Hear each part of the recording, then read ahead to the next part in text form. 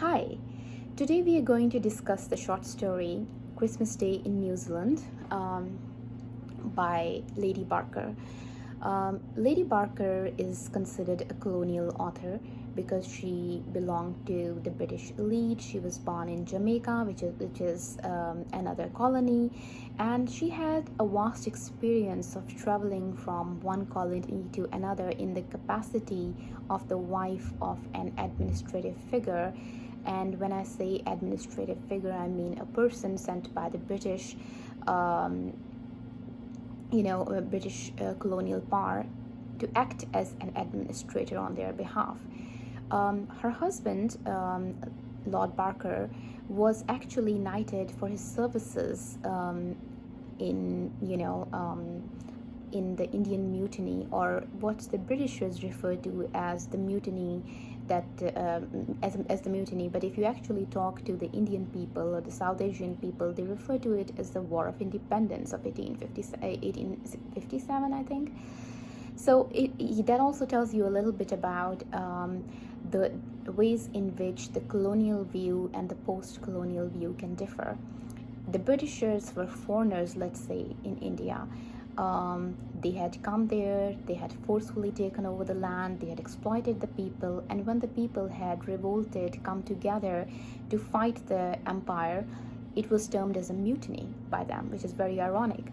On the other hand, and it is still referred to, in many books, including your textbook, because if you notice that your textbook also takes a very, sometimes a very colonial tone towards various aspects of historical significance.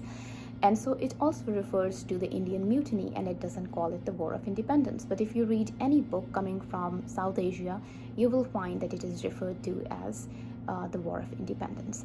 So my reason for pointing it out is that she's writing from a position of colonial privilege. She is a lady. She belongs to the upper section of society. She might have to work very hard to, for the prosperity of the farm she is living in, because for 3 years, and that's another funny thing, she's considered a New Zealand author, but she was only resided in New Zealand for 3 years while her husband tried to make a success of sheep farming. It did not work out because of the harsh conditions, and so she and her husband moved back to Britain after selling their farm to their partner. However, these stories that she wrote later on emerged from letters she had written to her sister, exploring and explaining what life in New Zealand was like. So, after a little bit of discussion of the position of the author, let's move towards the story. Now, simply put, if I have to summarize it in a very, very brief way, the story details the experiences of a woman narrator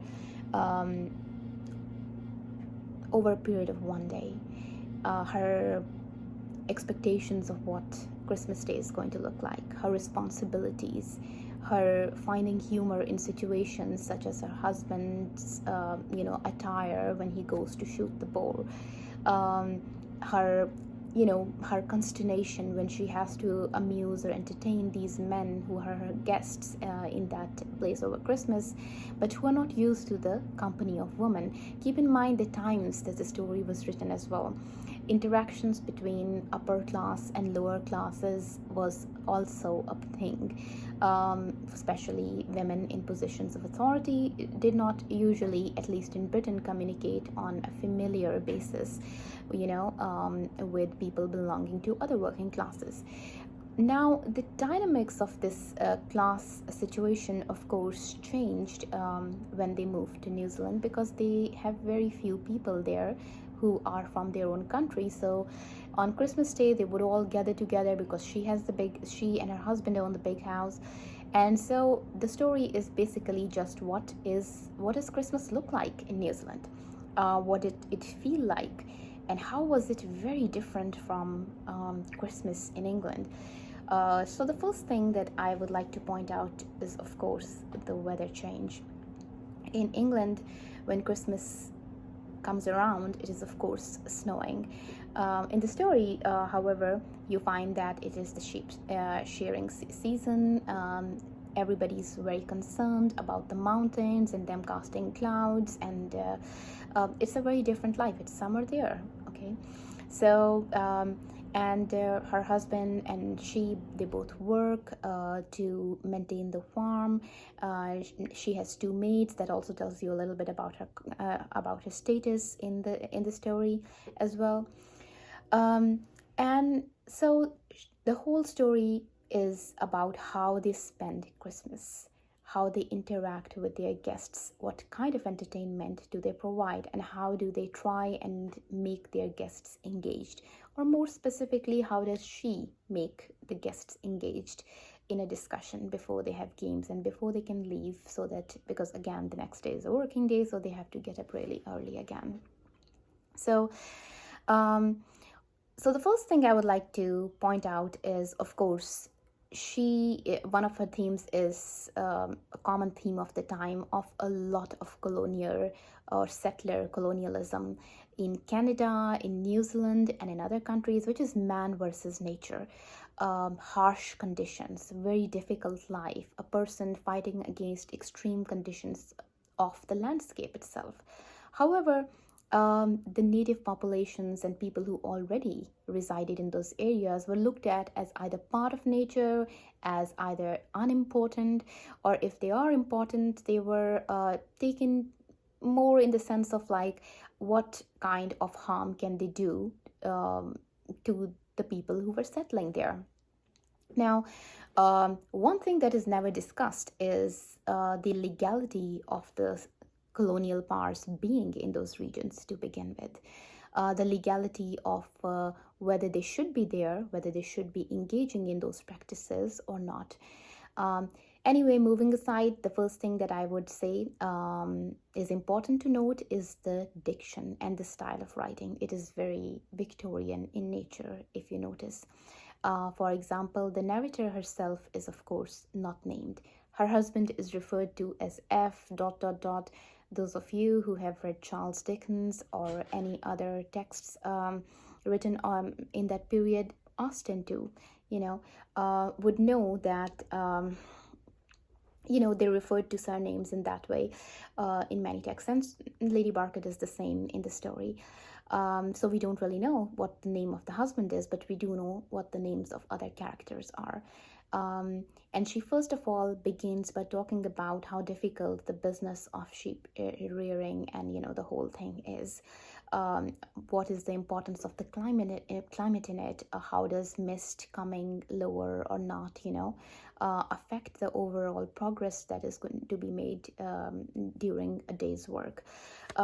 So there is I'm going to go over a little bit on the pages as well. Beautiful depictions of nature. There's a personification of the mountain too, which is very nice on page number 832. I do want you to take a moment and think about the writing style in that way. Also, she has a very humorous or comedy of manners, I would say. The style of writing shows comedy of manners in regular everyday interactions.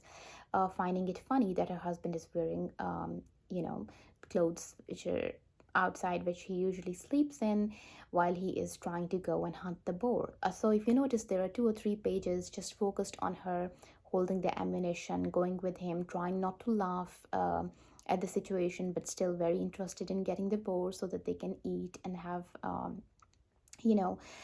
meat.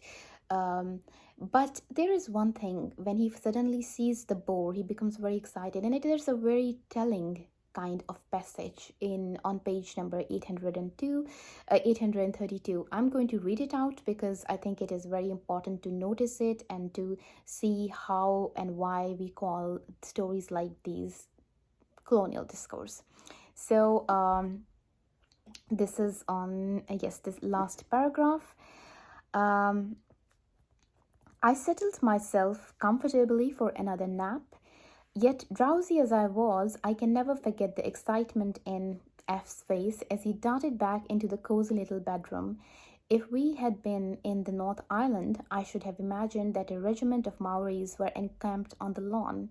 But in our peaceful Middle Island home, we were not even afraid of thieves still less of murderers. Now, so what I would like you to think about here is that she talks about her husband getting excited. She doesn't know what he's excited about, and she thinks that usually people get excited like that if they see enemies outside. And she immediately thinks that and makes the note that they were away from the native strongholds. So it was, it was unlikely that they would be visited by thieves or murderers. But then um, her use of the term thieves and murderers just after she uses the term Maori for the native population, the tribes, is very telling about how the settler colonial population looked at the native population.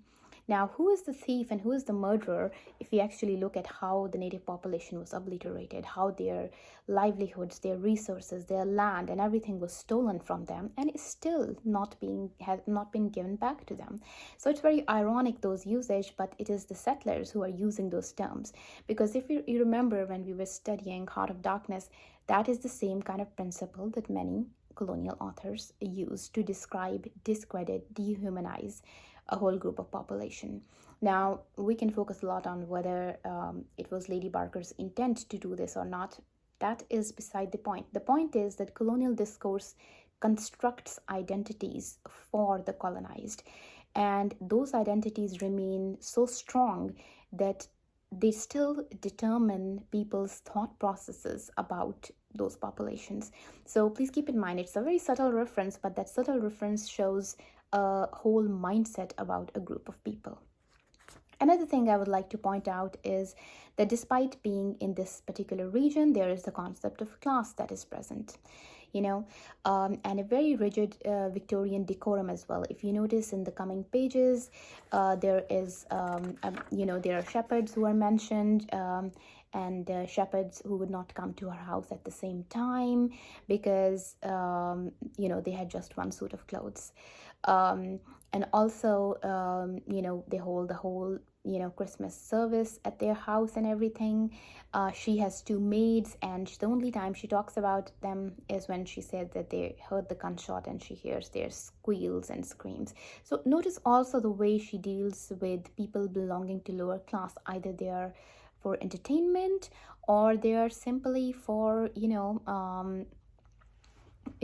for entertainment, or in some way she uses them to create humor, which can be a reflection of the times, but it's also important to look at it from the point of view of what the colonial society itself was like, from a hierarchical point of view as well, from a classist point of view.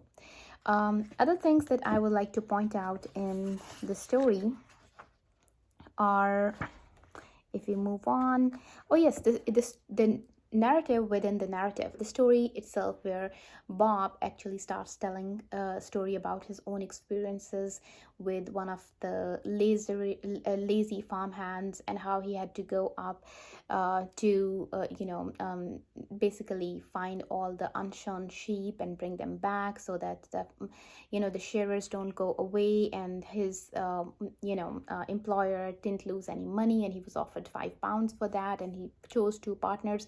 Now, the thing that story tells you about is, of course, for one, it is the narrator's technique of trying to get people to engage. But also, more than that, it tells you about, again, the idea of man versus nature, the rats, the difficulty of living there as well. So the story kind of enhances that, but it also creates a narrative within a narrative, which is an interesting way to look at the story from the point of view of style.